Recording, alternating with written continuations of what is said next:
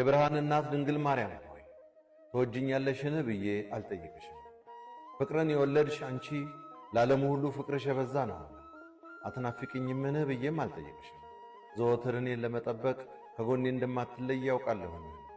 ሆኖም እመቤቴ ሆይ እንደ ቶማስ አይሽ ዘንድ በእጅጉ ጓጓለሁ። የቶማስ ንጽሕናና ቅድስና ግን የለኝም።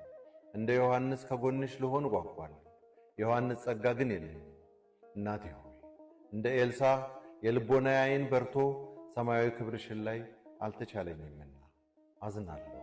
ኤልሳ በጸሎት ኃይል የገያዝን ዓይን እንዳበራ አንቺም ዓይኔን ታበሪልኝ ዘንድ ኃይልሽን በእኔ ላይ አበርቺ። ድንግል ሆይ ይህን የምል እምነት ማረጋገጫ ፈልጌ አይደለም። በልጅሽ መሠረትነት የታነጽኩኝ በልጅሽ ስምም የተጠመቅኩኝ ነኝና። ነገር ግን ስለምትናፍቂኝ ይህን አልኩኝ።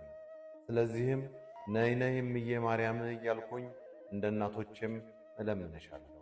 የብርሃን ልብስሽን ለብሰሽ ነይ፣ የክብር አክሊልሽን ደፍተሽ ነይ። አንቺ ሱላማጢስ ሆይ ነይ እናይሽ ዘንድ ነይ። መኃልየ 4-10 እንደተጻፈ እህቴ ሙሽራ ሆይ ፍቅርሽ እንዴት መልካም ነው! ፍቅርሽ ከወይን ጠጅ ይልቅ እንዴት ይሻላል! የዘይትሽን መዓዛ ከሽቱ ሁሉ ይበልጣል። የድንግል ማርያም አማላጅነት የልጇ ምሕረት አይለየ